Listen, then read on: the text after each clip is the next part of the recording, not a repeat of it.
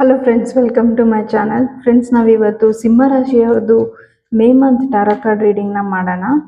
So friends, ಯಾವಾಗಲೂ ಮಾಡೋ ಥರನೇ ಫೈನಾನ್ಸಸ್ ರಿಲೇಟೆಡು ಮತ್ತು ರಿಲೇಷನ್ಶಿಪ್ ರಿಲೇಟೆಡ್ ಮೆಸೇಜಸ್ ಏನಿದೆ, ಜನರಲ್ ಮೆಸೇಜಸ್ ಏನಿದೆ ಅಂತ ನೋಡೋಣ. ಮತ್ತು ಕೊನೆಯಲ್ಲಿ ಇಂಪಾರ್ಟೆಂಟ್ ಡೇಟ್ಸ್ ಏನಂತ ನೋಡೋಣ friends. So 10 of cups card ಬಂದಿದೆ, knight of wands, 2 of swords, so 3 of swords card ಬಂದಿದೆ, 4 ಆಫ್ ಪೆಂಟಕಲ್ಸ್. ಸೊ ಫ್ರೆಂಡ್ಸ್, ಇಲ್ಲಿ ಕೆಲವೊಬ್ಬರಿಗೆ ನಿಮ್ಮ ಫ್ಯಾಮಿಲಿ ಜೊತೆ ಒಳ್ಳೆ ಟೈಮ್ ಸ್ಪೆಂಡ್ ಮಾಡೋದಕ್ಕೆ ಮೇ ಮಂತಲ್ಲಿ ಟೈಮ್ ಸಿಗ್ಬೋದು ಅಂತ ಹೇಳ್ತೀನಿ ಫ್ರೆಂಡ್ಸ್. ಕೆಲವೊಬ್ಬರಿಗೆ 10 ಆಫ್ ಕಪ್ಸ್ ಬಂದಿರೋದ್ರಿಂದ it is a very good time for you to spend happy memories with your family ಅಂತ ಹೇಳ್ತೀನಿ. ಇಲ್ಲಿ ನೋಡಿ, 10 ಆಫ್ ಕಪ್ಸ್ ಕಾರ್ಡ್ ಬಂದಿರೋದ್ರಿಂದ ಸೊ ಮೇ ಬಿ ನೀವು ತುಂಬ ದಿನದಿಂದ ನಿಮ್ಮ ಫ್ಯಾಮಿಲಿ ಜೊತೆ ಟೈಮ್ ಸ್ಪೆಂಡ್ ಮಾಡಬೇಕು, ತುಂಬ ವರ್ಕಲ್ಲಿ ಬ್ಯುಸಿ ಆಗಿದ್ದೀನಿ, ನಮ್ಮ ಪಾರ್ಟ್ನರ್ ಜೊತೆ ಮತ್ತು ನನ್ನ ಫ್ಯಾಮಿಲಿ ಜೊತೆ ಟೈಮ್ ಸ್ಪೆಂಡ್ ಮಾಡೋಕ್ಕೆ ಟೈಮ್ ಸಿಗ್ತಿಲ್ಲ ಅಂತ ನೀವೇನಾದರೂ ಯೋಚನೆ ಮಾಡ್ತಿದ್ರೆ, ಅಥವಾ ನಿಮ್ಮ ಫ್ಯಾಮಿಲಿ ಮೆಂಬರ್ಸ್ ಏನಾದರೂ ನೀವು ನಮಗೆ ಟೈಮ್ ಕೊಡ್ತಿಲ್ಲ ಅಂತ ಡಿಮ್ಯಾಂಡ್ ಮಾಡ್ತಿದ್ರೆ, ಮೇ ಮಂತಲ್ಲಿ ನಿಮಗೆ ಅವರಿಗೆ ಟೈಮ್ಸ್ ಕೊಡೋಷ್ಟು ಸ್ವಲ್ಪ ಫ್ರೀ ಟೈಮ್ ಸಿಗುತ್ತೆ ಅಂತ ಹೇಳ್ತೀನಿ. ಅಥವಾ ನೀವು ಫ್ಯಾಮಿಲಿಗೋಸ್ಕರ ಎಲ್ಲಾದರೂ ಫ್ಯಾಮಿಲಿ ಔಟಿಂಗ್ ಕೂಡ ಹೋಗ್ಬೋದು ಕೆಲವೊಬ್ಬರು. ಮೇ ಬಿ ಇದು ನಿಮ್ಮ ಪಾರ್ಟ್ನರ್ ಜೊತೆ ಆಗಿರ್ಬೋದು, ಇಲ್ಲ ನಿಮ್ಮ ಫ್ಯಾಮಿಲಿ ಮೆಂಬರ್ಸ್ ಜೊತೆನೂ ಆಗಿರ್ಬೋದು ಅಂತ ಹೇಳ್ತೀನಿ. ಇನ್ನೂ ಕೆಲವೊಬ್ರು ಯಾವುದಾದ್ರೂ ಫಂಕ್ಷನ್ಸ್ನ ಅಟೆಂಡ್ ಮಾಡ್ಬೋದು, ನಿಮ್ಮ ಕ್ಲೋಸ್ ಫ್ರೆಂಡ್ಸ್ ಇಲ್ಲ ಕ್ಲೋಸ್ ರಿಲೇಟಿವ್ಸ್ದು ಅಂತ ಹೇಳ್ತೀನಿ ಫ್ರೆಂಡ್ಸ್. ಸೊ ಇಲ್ಲಿ ಕೆಲವೊಬ್ಬರಿಗೆ ಹಾರ್ಟ್ ಬ್ರೇಕ್ ಫೇಸ್ ಮಾಡ್ತಿದ್ದೀರಾ ಅಂತ ಹೇಳ್ತೀನಿ ಫ್ರೆಂಡ್ಸ್. 3 ಆಫ್ ಸ್ವಾರ್ಡ್ಸ್ ಕಾರ್ಡ್ ಬಂದಿರೋದ್ರಿಂದ ಇದು ಎಮೋಷ್ನಲ್ ಹಾರ್ಟ್ ಬ್ರೇಕ್ ಮತ್ತು ಹರ್ಟ್ ಮತ್ತು ಪೇನ್ನ ರೆಪ್ರೆಸೆಂಟ್ ಮಾಡುತ್ತೆ. ಸೊ ಮೇ ಬಿ ಪ್ರೆಸೆಂಟ್ಲಿ ನೀವು ನಿಮ್ಮ ಲೈಫಲ್ಲಿ ಡಿಫಿಕಲ್ಟ್ ಪೀರಿಯಡ್ ಆಫ್ ಟೈಮಲ್ಲಿ ಇರ್ಬೋದು ಅಂತ ಹೇಳ್ತೀನಿ. ಎಸ್ಪೆಷಲಿ ಫೈನಾನ್ಸಸ್ ರಿಲೇಟೆಡ್ ಆಗಿರ್ಬೋದು, ರಿಲೇಷನ್ಶಿಪ್ ರಿಲೇಟೆಡ್ ಆಗಿರ್ಬೋದು ಅಂತ ಹೇಳ್ತೀನಿ ಫ್ರೆಂಡ್ಸ್. ಇಲ್ಲಿ ನೋಡಿ, 4 ಆಫ್ ಪೆಂಟಕಲ್ಸ್ ಕಾರ್ಡ್ ಬಂದಿದೆ.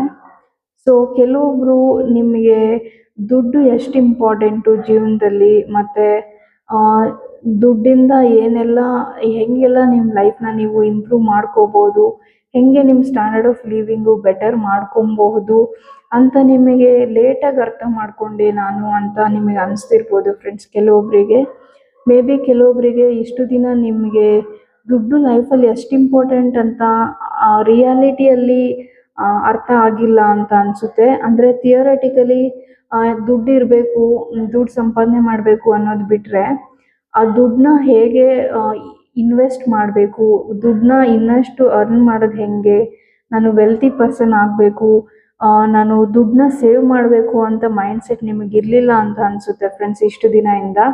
ಬಟ್ ಈಗ ನಿಮಗೆ ಯೂನಿವರ್ಸು ದುಡ್ಡಿನ ಬೆಲೆ ಏನು ಅನ್ನೋದನ್ನ ಅರ್ಥ ಮಾಡಿಸ್ತಿದ್ದಾರೆ, ದುಡ್ಡು ಎಷ್ಟು ಇಂಪಾರ್ಟೆಂಟ್ ಅಂತ ಅರ್ಥ ಮಾಡಿಸ್ತಿದ್ದಾರೆ. ಸೊ ಕೆಲವೊಬ್ಬರು ರೀಗ್ರೇಟ್ ಮಾಡ್ತಿದ್ದೀರಾ ಫ್ರೆಂಡ್ಸ್. ಅಂದರೆ ನನ್ನ ಲೈಫಲ್ಲಿ ದುಡ್ಡು ಇಷ್ಟು ಇಂಪಾರ್ಟೆಂಟು ಅಂತ ನನಗೆ ಇದಕ್ಕಿಂತ ಮುಂಚೆನೇ ಯಾಕೆ ಅರ್ಥ ಆಗಲಿಲ್ಲ, ಯಾಕೆ ನಾನು ಇಷ್ಟು ಲೇಟ್ ಮಾಡಿಬಿಟ್ಟೆ ನನ್ನ ಲೈಫಲ್ಲಿ ಅಂತ ದುಡ್ಡನ್ನ ಇಂಪಾರ್ಟೆನ್ಸ್ನ ಅರ್ಥ ಮಾಡ್ಕೊಳೋದಕ್ಕೆ ಅಂತ ಯೋಚನೆ ಮಾಡ್ತಿದ್ದೀರಾ ಫ್ರೆಂಡ್ಸ್ ಕೆಲವೊಬ್ಬರು. ಸೊ ನಿಮಗೆ ಫೈನಾನ್ಸಸ್ ರಿಲೇಟೆಡ್ ಆಗಿ ನಿಮ್ಮ ಮನಸ್ಸಿಗೆ ತುಂಬ ನೋವಾಗಿರ್ಬೋದು, ಅಥವಾ ನೋವಾಗೋ ಥರ ನಿಮ್ಮ ಸುತ್ತಮುತ್ತ ಇರೋ ಎನ್ವಿರಾನ್ಮೆಂಟು, ಸಿಚುವೇಶನ್ಸು, ಜನ ನಿಮಗೆ ನೋವು ಮಾಡ್ತಿರ್ಬೋದು. ಮೇ ಬಿ ನಿಮಗೆ ಕೆಲಸ ಇಲ್ಲ ಅಂತ, ಇಲ್ಲಾಂದರೆ ನೀವು ದುಡ್ಡು ಸಂಪಾದನೆ ಮಾಡ್ತಿಲ್ಲ ಅಂತ, ಯಾವುದೋ ಒಂದು ರೀತಿಯಲ್ಲಿ ನಿಮಗೆ ನೋವು ಮಾಡ್ತಿದ್ದಾರೆ ನಿಮ್ಮ ಸುತ್ತಮುತ್ತ ಇರೋ ಜನ ಅಂತ ಅನಿಸುತ್ತೆ ಫ್ರೆಂಡ್ಸ್. ಇನ್ನು ಕೆಲವೊಬ್ಬರಿಗೆ ನಿಮ್ಮ ಪಾರ್ಟ್ನರೇ ನಿಮ್ಮನ್ನು ಹರ್ಟ್ ಮಾಡಿರ್ಬೋದು, ನೀವು ಲೈಫಲ್ಲಿ ಇನ್ನೂ ಸೆಟ್ಲ್ ಆಗಿಲ್ಲ ಮತ್ತು ಈ ರಿಲೇಷನ್ಶಿಪ್ಪು ವರ್ಕೌಟ್ ಆಗಲ್ಲ, ಆ ಥರ ಯಾರಾದರೂ ನಿಮಗೆ ಹರ್ಟ್ ಮಾಡಿರ್ಬೋದು, ಆ ಥರ ಮಾತಾಡಿ ಅಂತ ಹೇಳ್ತೀನಿ. ಸೊ ಈ ಥರ ಸಿಚುವೇಶನಲ್ಲಿ ಇರ್ಬೋದು ಕೆಲವೊಬ್ರು ಅಂತ ಹೇಳ್ತೀನಿ. ಸೊ ಇದರಿಂದ ನಿಮಗೆ ಲೈಫಲ್ಲಿ ಈಗ ಏನೋ ಒಂಥರ ನನ್ನ ಲೈಫಲ್ಲಿ ನಾನು ಇನ್ನು ಮುಂದೆ ಆದರೂ ನಾನು ಸ್ವಲ್ಪ ಪ್ರಾಕ್ಟಿಕಲಾಗಿ ಯೋಚನೆ ಮಾಡಬೇಕು, ಬರೀ ಬೇರೆಯವ್ರ ಬಗ್ಗೆ ಯೋಚನೆ ಮಾಡೋದು, ಅವ್ರ ಎಮೋಷನ್ಸ್ ಬಗ್ಗೆ ಯೋಚನೆ ಮಾಡೋದು, ನಾನು ಬರೀ ಎಮೋಷ್ನಲ್ ಪರ್ಸನ್ ಆಗಿರಬಾರ್ದು, ಇನ್ನು ಮುಂದೆ ಲಾಜಿಕಲ್ ಪರ್ಸನ್ ಆಗಿರಬೇಕು ನಾನು, ನನಗೆ ಎಮೋಷನ್ಸ್ ಎಷ್ಟು ಇಂಪಾರ್ಟೆಂಟು, ಪ್ರಾಕ್ಟಿಕಲ್ ಲೈಫ್ನು ಅಷ್ಟೇ ಇಂಪಾರ್ಟೆಂಟು ಅನ್ನೋದನ್ನ ನೀವು ಅರ್ಥ ಮಾಡಿಕೊಂಡು ನಿಮ್ಮ ಲೈಫಲ್ಲಿ ಆ್ಯಕ್ಷನ್ ತೊಗೊತಿದ್ದೀರಾ ಅಂತ ಹೇಳ್ತೀನಿ ಫ್ರೆಂಡ್ಸ್ ಮೇ ಮಂತಲ್ಲಿ. ಸೊ ಮೇ ಮಂತಲ್ಲಿ ನನ್ನ ಲೈಫಲ್ಲಿ ಆಪರ್ಚುನಿಟೀಸ್ ಬರಲಿ ಅಂತ ನೀವು ಕಾಯ್ತಿಲ್ಲ. ಕೆಲವೊಬ್ರು ನಾನು ಆಪರ್ಚುನಿಟೀಸ್ನ ಕ್ರಿಯೇಟ್ ಮಾಡ್ಕೊತೀನಿ, ನಾನು ಆಪರ್ಚುನಿಟೀಸ್ನ ಹುಡ್ಕೊಂಡು ಹೋಗಿ ನನ್ನ ಕಾಲ ಮೇಲೆ ನಾನು ನಿಂತ್ಕೊತೀನಿ ಅಂತ ತುಂಬಾನೇ ಜೋಶಲ್ಲಿ ಆ್ಯಕ್ಷನ್ ತೊಗೊತಿದ್ದೀರಾ ಮೇ ಮಂತಲ್ಲಿ ಅಂತ ಹೇಳ್ತೀನಿ ಫ್ರೆಂಡ್ಸ್. ಸೊ ಈ ಆ್ಯಕ್ಷನ್ಸ್ನ ನೀವು ಈ ಮುಂಚೆನೇ ತೊಗೊಬೇಕಿತ್ತು, ನಾನು ಲೇಟ್ ಮಾಡಿಬಿಟ್ಟೆ ಅಂತ ನಿಮಗೆ ಒಂದು ಗಿಲ್ಟ್ ಫೀಲಿಂಗ್ ಇದೆ. ಆ ಗಿಲ್ಟ್ ಫೀಲಿಂಗಿಂದ ನಿಮಗೆ ಈ ಆ್ಯಕ್ಷನ್ ತೊಗೊಳೋದಕ್ಕೆ ಅದು ನಿಮ್ಮನ್ನು ಪುಷ್ ಮಾಡ್ತಿದೆ ಅಂತ ಹೇಳ್ತೀನಿ. ಸೊ ಹಾಗಾಗಿ ನೀವು ಇದ್ರ ಬಗ್ಗೆ ವರ್ಕ್ ಮಾಡಲಾ ಬೇಡವಾ ಅಂತ ಯೋಚನೆ ಮಾಡ್ತಿದ್ರೆ ನಿಮಗೆ ಸಕ್ಸಸ್ ಸಿಗುತ್ತೆ ಫ್ರೆಂಡ್ಸ್. ವರ್ಕ್ ಮಾಡಿ ಅಂತ ಹೇಳ್ತೀನಿ, ಬಟ್ ಸ್ವಲ್ಪ ಸ್ಲೋ ಆಗ್ಬೋದು, ಬಟ್ ವರ್ಕ್ ಫಾರ್ ಇಟ್ ಅಂತ ಹೇಳ್ತೀನಿ. ಸೊ ಎಮೋಷನ್ಸ್ನ ಸ್ವಲ್ಪ ಪಕ್ಕಕ್ಕಿಟ್ಟು ಲಾಜಿಕಲ್ ಆಗಿ ಯೋಚನೆ ಮಾಡ್ತಿದ್ದೀರಾ ಅಂತ ಹೇಳ್ತೀನಿ ಫ್ರೆಂಡ್ಸ್. ಇಲ್ಲಿ ನೋಡಿ 2 ಆಫ್ ಸ್ವಾರ್ಡ್ಸ್ ಕಾರ್ಡ್ ಬಂದಿದೆ. ಸೊ ಈ ಹಿಂದೆ ನೀವು ನಿಮ್ಮ ಲೈಫಲ್ಲಿ ಎಮೋಷನ್ನು ಮತ್ತು ಪ್ರಾಕ್ಟಿಕಲ್ ಲೈಫು ಎರಡರ ಬಗ್ಗೆನೂ ಕನ್ಫ್ಯೂಷನ್ನು ಕಾನ್ಫ್ಲಿಕ್ಟಲ್ಲಿ ಇರ್ಬೋದು. ಅಂದರೆ ಮನುಷ್ಯನಿಗೆ ದುಡ್ಡೇ ಮುಖ್ಯನಾ, ದುಡ್ಡು ಬಿಟ್ಟು ಎಮೋಷನ್ಸ್ ಮುಖ್ಯ, ಸುತ್ತಮುತ್ತ ಇರೋ ಜನ ಮುಖ್ಯ, ಫ್ಯಾಮಿಲಿ ಇಂಪಾರ್ಟೆಂಟು, ಅವ್ರ ಎಮೋಷನ್ಸು ಫೀಲಿಂಗ್ ಇಂಪಾರ್ಟೆಂಟು, ದುಡ್ಡೆಲ್ಲ ಇಂಪಾರ್ಟೆಂಟು ಅಂತ ಯೋಚನೆ ಮಾಡಿರ್ಬೋದು ಪಾಸ್ಟಲ್ಲೇ ನೀವು.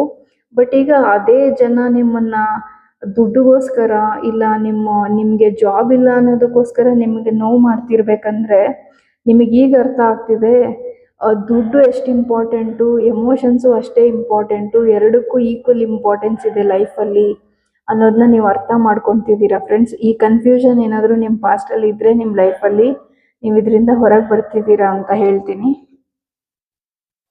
ಸೊ ಈಗ ಕೆಲವೊಂದು ಮೆಸೇಜಸ್ನ ನೋಡೋಣ.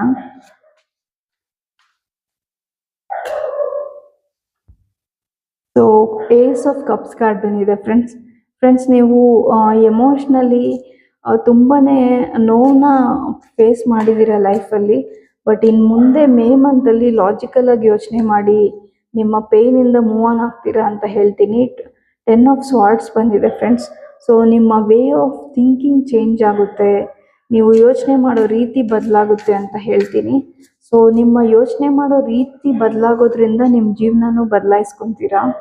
ಪೇಜ್ ಆಫ್ ಪೆಂಟಿಕಲ್ಸ್ ಇರೋದ್ರಿಂದ ಸೊ ಪ್ರೆಸೆಂಟ್ಲಿ ನಿಮಗೆ ಸಣ್ಣ ಪುಟ್ಟ ಆಪರ್ಚುನಿಟೀಸ್ ಸಿಗ್ಬೋದು, ಫೈನಾನ್ಷಿಯಲ್ ಆಪರ್ಚುನಿಟಿ ಆಗಿರ್ಬೋದು, ಇಲ್ಲ ಜಾಬ್ ಆಗಿರ್ಬೋದು, ಯಾವುದಾದ್ರೂ ಚಿಕ್ಕದಾಗಿ ಆಪರ್ಚುನಿಟೀಸ್ ಸಿಗ್ಬೋದು, ಅಥವಾ ಕಡಿಮೆ ಸ್ಯಾಲ್ರಿನೂ ಸಿಗ್ಬೋದು ಕೆಲವೊಬ್ಬರಿಗೆ ಹೊಸದಾಗಿ ಏನಾದರೂ ಜಾಬ್ನ ಸ್ಟಾರ್ಟ್ ಮಾಡ್ತಿದ್ರೆ. ಬಟ್ ಅದ್ರ ಬಗ್ಗೆ ನೀವು ಡಿಸಪಾಯಿಂಟ್ ಆಗಬೇಡಿ. ನಿಮಗೆ ಏನು ಆಪರ್ಚುನಿಟೀಸ್ ಯೂನಿವರ್ಸ್ ಕೊಡ್ತಿದ್ದಾರೆ ಅದನ್ನು ಉಪಯೋಗಿಸ್ಕೊಳ್ಳಿ, ಅದನ್ನು ಉಪಯೋಗಿಸ್ಕೊಂಡು ಮುಂದೆ ದೊಡ್ಡದಾಗಿ ಮಾಡೋದಕ್ಕೆ ಟ್ರೈ ಮಾಡಿ ಅಂತ ಹೇಳ್ತಿದ್ದಾರೆ. ಸೊ ಯಾವುದೇ ಆಪರ್ಚುನಿಟಿ ನಿಮ್ಮ ಲೈಫಲ್ಲಿ ಬಂದರೂ ಅದನ್ನು ಬಿಟ್ಕೊಡ್ಬೇಡಿ ಅಂತ ಹೇಳ್ತೀನಿ.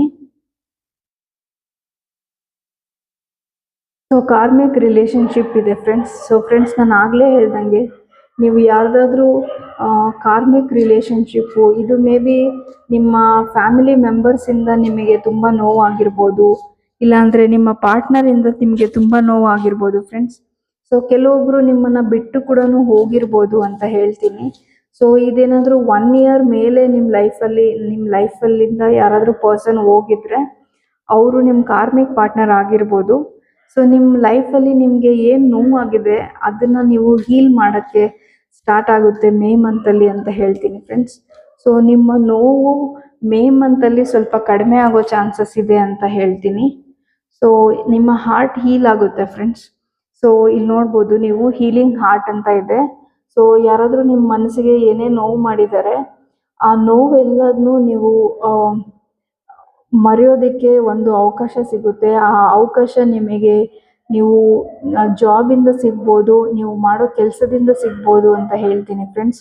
ಸೊ ನಿಮ್ಮ ಫೋಕಸ್ಸು ಆಪರ್ಚುನಿಟೀಸ್ ಬಗ್ಗೆ ಇರಬೇಕು ಮತ್ತು ಫೈನಾನ್ಷಿಯಲ್ಸ್ ಬಗ್ಗೆ ಇರಬೇಕು ಅಂತ ಹೇಳ್ತೀನಿ.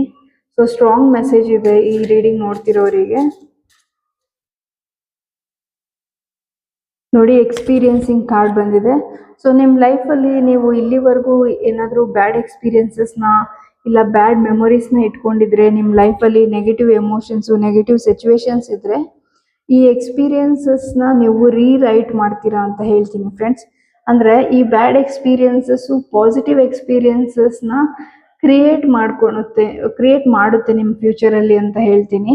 ಸೊ ಒಳ್ಳೆ ಎಕ್ಸ್ಪೀರಿಯನ್ಸಸ್ ಇದೆ ನಿಮ್ಮ ಫ್ಯೂಚರಲ್ಲಿ, ಬಟ್ ಈಗ ಪ್ರೆಸೆಂಟ್ಲಿ ನೀವು ಹೀಲಿಂಗ್ ಸ್ಟೇಟ್ ಅಲ್ಲಿ ಇದ್ದೀರಾ ಅಂತ ಹೇಳ್ತೀನಿ ಫ್ರೆಂಡ್ಸ್. ಇಲ್ಲಿ ನೋಡಿ 2 ಕಾರ್ಡ್ ಬಂದಿದೆ. ಇಲ್ಲಿ ನೋಡಿ ನೀವು ಏಸ್ ಆಫ್ ಕಪ್ಸ್ ಇದೆ, ಇಲ್ಲಿ ಹಾರ್ಟ್ ಇದೆ, ಅಂಡ್ ಇಲ್ಲಿ ನೋಡ್ಬೋದು ಹೀಲಿಂಗ್ ಕಾರ್ಡ್ ಬಂದಿದೆ. ಸೊ ಎರಡತ್ರನು ನೀವು ನೋಡ್ಬೋದು ಹಾರ್ಟ್ ಇದೆ. ಸೊ ಈ ಹಾರ್ಟು ಬ್ರೇಕ್ ಆಗಿರೋದು ಹೀಲ್ ಆಗ್ತಿದೆ. ಸೊ ನಿಮ್ಗಾಗಿರೋ ನೋವು, ನಿಮ್ಗಾಗಿರೋ ಬೇಜಾರು, ಇದೆಲ್ಲದರಿಂದ ನೀವು ಹೊರಗೆ ಬರ್ತಿದ್ದೀರಾ ಫ್ರೆಂಡ್ಸ್. ಸ್ವಲ್ಪ ಟೈಮ್ ಕೊಡಿ. ಯಾವುದೇ ರಿಲೇಶನ್ಶಿಪ್ ಬಗ್ಗೆನೂ ಅರ್ಜೆಂಟಲ್ಲಿ ಹರಿಯಾಗಿ ಡಿಸಿಷನ್ಸ್ನ ತಗೊಳಕ್ ಹೋಗಬೇಡಿ. ಸ್ವಲ್ಪ ನಿಧಾನ ಮಾಡಿ. ಮೇ ಮಂತಲ್ಲಿ ಯಾವುದೇ ರಿಲೇಶನ್ಶಿಪ್ ರಿಲೇಟೆಡು ಡಿಸಿಷನ್ಸ್ನ ತಗೊಬೇಕಾಗಿ ಬಂದ್ರೂ ಸ್ವಲ್ಪ ನಿಧಾನ ಮಾಡಿ. ಒಂದು ಸ್ವಲ್ಪ ಟೈಮ್ ತಗೊಳ್ಳಿ, ಸ್ವಲ್ಪ ಯೋಚನೆ ಮಾಡಿ ನಿರ್ಧಾರನ ಮಾಡಿ ಅಂತ ಹೇಳ್ತೀನಿ. ಸೊ ಈಗ ನಾವು ಶಿವ ಮೆಸೇಜ್ ಏನಿದೆ ಮೇ ಮಂತಲ್ಲಿ ನಿಮಗೆ ಅಂತ ನೋಡೋಣ. ಸೊ ಮೇ ಮಂತಲ್ಲಿ ಶಿವ ಮೆಸೇಜಸ್ ಏನಿದೆ ಅಥವಾ ಶಿವ ಗೈಡೆನ್ಸ್ ಏನಿದೆ ಅಂತ ನೋಡೋಣ friends. Take a break and rejuvenate. Prioritize self-care by taking break from your routine work. It's time to indulge in activities and nourish your mind, body, soul, making yourself feel truly special.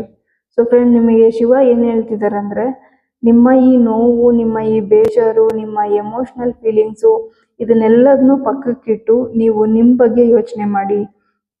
ನಿಮ್ಮ health, ನಿಮ್ಮ emotions, ನಿಮ್ಮ feeling, ನಿಮ್ಮ ಫೈನಾನ್ಸಸ್ಸು, ನಿಮ್ಮ work, ಇದ್ರ ಬಗ್ಗೆ focus ಮಾಡಿ ಅಂತ ಹೇಳ್ತಿದ್ದಾರೆ ಫ್ರೆಂಡ್ಸ್. ಸೊ ನಿಮ್ಮ ಬಗ್ಗೆ ನೀವು ಯೋಚನೆ ಮಾಡಬೇಕು. ಮೇ ಮಂತಲ್ಲಿ ನಿಮ್ಮ ಲೈಫಲ್ಲಿ ಏನು ಪ್ರಿಯಾರಿಟಿ ಅಂತಂದರೆ ನಿಮ್ಮ ಬಗ್ಗೆ ನೀವು ಯೋಚನೆ ಮಾಡಬೇಕು. ಅದನ್ನು ಪ್ರಿಯಾರಿಟಿಯಾಗಿ ಇಟ್ಕೊಳ್ಳಿ ಅಂತ ಹೇಳ್ತಿದ್ದಾರೆ ಫ್ರೆಂಡ್ಸ್. ಸೊ ಈಗ ನಾವು ಯೂನಿವರ್ಸ್ ಕಡೆಯಿಂದ ಏನು ಮೆಸೇಜ್ ಇದೆ ನೋಡೋಣ. ಅಂದರೆ ಪ್ರೆಸೆಂಟ್ ಸಿಚುವೇಶನ್ನು ಏನು ಫೇಸ್ ಮಾಡ್ತಿದ್ದೀರಾ ಅದ್ರ ಬಗ್ಗೆ ಮೆಸೇಜ್ ಏನಿದೆ ನೋಡೋಣ. So improving health, fit and healthy body, work on it now. Your body needs attention. So friends, ಇಲ್ಲಿ ಕೆಲವೊಬ್ಬರಿಗೆ ಏನಾದರೂ ಹೆಲ್ತ್ ಪ್ರಾಬ್ಲಮ್ ಇದ್ದರೆ ಅಥವಾ ಯಾವುದಾದ್ರೂ ಕೆಲವೊಂದು ದಿನದಿಂದ ನಿಮಗೆ ತುಂಬ ಟಯರ್ಡ್ನೆಸ್ ಫೀಲ್ ಆಗ್ತಿದೆ, ಲೈಫಲ್ಲಿ ಏನು ಮಾಡೋದಕ್ಕೂ ಇಂಟ್ರೆಸ್ಟ್ ಬರ್ತಿಲ್ಲ, ಮತ್ತು ಏನಾದರೂ ಹೆಲ್ತ್ ಪ್ರಾಬ್ಲಮ್ ಆಗಿದ್ರೆ ನಿಮ್ಮ ಹೆಲ್ತ್ ಇಂಪ್ರೂವ್ ಆಗ್ತಿದೆ ಅಂತ ಯೂನಿವರ್ಸ್ ಮೆಸೇಜ್ ಇದೆ ಫ್ರೆಂಡ್ಸ್. ನಿಮ್ಮ ಹೆಲ್ತು ಇಂಪ್ರೂವ್ ಆಗ್ತಿಲ್ಲ, ಏನೋ ಪ್ರಾಬ್ಲಮ್ ಆಗಿದೆ ಅಂತಂದರೆ ನೀವು ಸ್ವಲ್ಪ ಯೋಗ, ಮೆಡಿಟೇಷನ್ನು ಈ ಥರ ಮಾಡಬೇಕು ಅಂತ ಮೆಸೇಜ್ ಇದೆ. ಯುವರ್ ಬಾಡಿ ನೀಡ್ಸ್ ಅಟೆನ್ಷನ್ ಅಂತ ಇದೆ ಫ್ರೆಂಡ್ಸ್. ಹಾಗಾಗಿ ನೀವು ನಿಮ್ಮ ಹೆಲ್ತ್ ಬಗ್ಗೆ ಸ್ವಲ್ಪ ಫೋಕಸ್ ಮಾಡಿ. ಇಲ್ಲಿ ನೋಡಿ, ಆವಾಗಲೇ rejuvenate and take a break ಅಂತ ಬಂದಿತ್ತು. ಸೊ ಇದೆರಡು ಸೇಮ್ ಮೆಸೇಜ್ ಆಗಿದೆ ಆಲ್ಮೋಸ್ಟು. ಸೊ ನಿಮ್ಮ ಬಗ್ಗೆ ನಿಮ್ಮ ಫೋಕಸ್ ಇರಬೇಕು. ನಿಮ್ಮ ಹೆಲ್ತ್ ಬಗ್ಗೆ, ನಿಮ್ಮ ಫಿಟ್ನೆಸ್, ನಿಮ್ಮ ಫೈನಾನ್ಸಸ್, ನಿಮ್ಮ ಬಗ್ಗೆ ನೀವು ಸೆಲ್ಫಿಶ್ ಆಗಿ ಯೋಚನೆ ಮಾಡೋದಕ್ಕೆ ಮೇ ಮಂತು ನಿಮಗೆ ಅಂತ ಹೇಳ್ತೀನಿ ಫ್ರೆಂಡ್ಸ್. ಸೊ ಇಂಪಾರ್ಟೆಂಟ್ ಡೇಟ್ಸ್ ನೋಡೋಣ. ಸೊ ಈಗ ಇಂಪಾರ್ಟೆಂಟ್ ಡೇಟ್ಸ್ ಏನಿದೆ ಅಂತ ನೋಡೋಣ ಫ್ರೆಂಡ್ಸ್. ಅಂದರೆ ನಿಮಗೆ ಈಗ ಮೊದಲಿಗೆ ಫೈನಾನ್ಸಸ್ ರಿಲೇಟೆಡ್ ಆಗಿ ಇಂಪಾರ್ಟೆಂಟ್ ಡೇಟ್ಸ್ ಏನಿದೆ, ಇಂಪಾರ್ಟೆಂಟ್ ಟೈಮ್ ಲೈನ್ ಏನಿದೆ ನೋಡೋಣ ಬನ್ನಿ.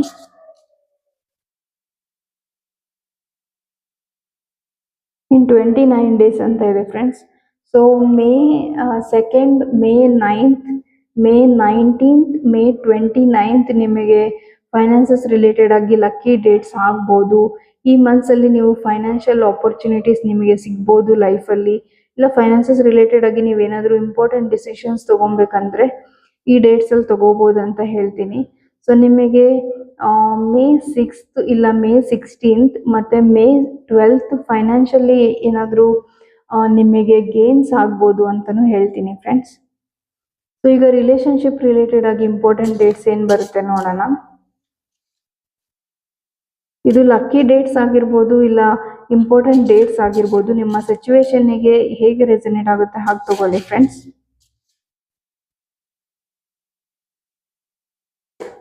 ಸೊ 17 ಡೇಸ್ ಅಂತ ಇದೆ. 17th ಆಫ್ ಮೇ ಇಲ್ಲ 17 ಡೇಸಲ್ಲಿ ನಿಮ್ಮ ರಿಲೇಷನ್ಶಿಪ್ಪಲ್ಲಿ ಏನಾದರೂ ಚೇಂಜಸ್ ಆಗ್ಬೋದು. ಮತ್ತು 7th, 17th May, 27th of May ಅಂತ ಹೇಳ್ತೀನಿ. ಸೊ ಈಗ ಫೈನಾನ್ಸಸ್ ರಿಲೇಷನ್ಶಿಪ್ನ ಬಿಟ್ಟು ಬೇರೆ ಯಾವುದಾದ್ರೂ ವಿಷಯದಲ್ಲಿ ಇಂಪಾರ್ಟೆಂಟ್ ಡೇಟ್ಸ್ ಏನಿದೆ ನೋಡೋಣ ಬನ್ನಿ. ಸೊ ಅಪ್ ಟು 9 ವೀಕ್ಸ್ ಅಂತ ಇದೆ friends. So May 9th, May 19th ಮತ್ತು ಮೇ 29th ಒಳ್ಳೆ ಡೇಟ್ಸ್ ಇದೆ. ಮತ್ತು 9 ವೀಕ್ಸಲ್ಲಿ ನೀವು ಯಾವುದಾದ್ರೂ ಕೆಲಸದ ಬಗ್ಗೆ ಎಷ್ಟು ದಿನ ತಗೊಳುತ್ತೆ ಈ ಕೆಲಸ ಅಂತ ನೀವೇನಾದರೂ ಮನಸ್ಸಲ್ಲಿ ಏನಾದರೂ ಪ್ರಶ್ನೆ ಇದ್ದರೆ, ಸೊ 9 ವೀಕ್ಸ್ ತಗೊಳುತ್ತೆ ಅಂತ ಹೇಳ್ತಿದ್ದಾರೆ ಫ್ರೆಂಡ್ಸ್. ಅಂದರೆ ಮೇ ಬಿ 2 ಮಂತ್ಸ್ವರೆಗೂ ಹೋಗ್ಬೋದು ಅಂತ ಹೇಳ್ತೀನಿ, ಇಂಪಾರ್ಟೆಂಟ್ ಡಿಸಿಷನ್ಸ್ನ ಲೈಫಲ್ಲಿ ತಗೊಳ್ಳೋದಕ್ಕೆ. ಸೊ ಫ್ರೆಂಡ್ಸ್, ಈ ರೀಡಿಂಗ್ ನಿಮ್ಗೆ ರೆಸೊನೇಟ್ ಆದರೆ ಥ್ಯಾಂಕ್ ಯು ಯೂನಿವರ್ಸ್ ಅಂತ ಕಮೆಂಟ್ ಮಾಡಿ. ಮತ್ತು ನೀವು ಇನ್ನೂ ನನ್ನ ಚಾನಲ್ಗೆ ಸಬ್ಸ್ಕ್ರೈಬ್ ಮಾಡಿಲ್ಲ ಅಂದರೆ ಪ್ಲೀಸ್ ಸಬ್ಸ್ಕ್ರೈಬ್ ಮಾಡಿ ಅಂತ ಹೇಳ್ತೀನಿ ಫ್ರೆಂಡ್ಸ್. ಸೊ ಫ್ರೆಂಡ್ಸ್, ಇದು ಓವರಾಲ್ ನಿಮ್ಮ ರೀಡಿಂಗ್ ಆಗಿತ್ತು. ಸೊ ನಿಮ್ಮ ಲೈಫಲ್ಲಿ ಆಪರ್ಚುನಿಟೀಸ್ನ ಯುಟಿಲೈಸ್ ಮಾಡ್ಕೊಳೋದನ್ನ ಕಲ್ತ್ಕೊಳ್ಳಿ ಅಂತ ಹೇಳ್ತೀನಿ. ರಿಲೇಷನ್ಶಿಪ್ ರಿಲೇಟೆಡ್ ಏನೇ ಡಿಸಿಷನ್ಸ್ ತೊಗೊಬೇಕಂದ್ರೂ ಸ್ವಲ್ಪ ಟೈಮ್ ತೊಗೊಂಡು ಮೇ ಮಂತಲ್ಲಿ ತೊಗೊಂಡಿರ ಪೋಸ್ಟ್ಪೋನ್ ಮಾಡೋಕ್ಕಾಗುತ್ತಾ ಅಂತ ನೋಡಿ ಅಂತ ಹೇಳ್ತೀನಿ ಫ್ರೆಂಡ್ಸ್. ಸೊ ಇದು ನಿಮ್ಮ ಓವರಾಲ್ ರೀಡಿಂಗ್ ಆಗಿತ್ತು friends. So thank you for watching.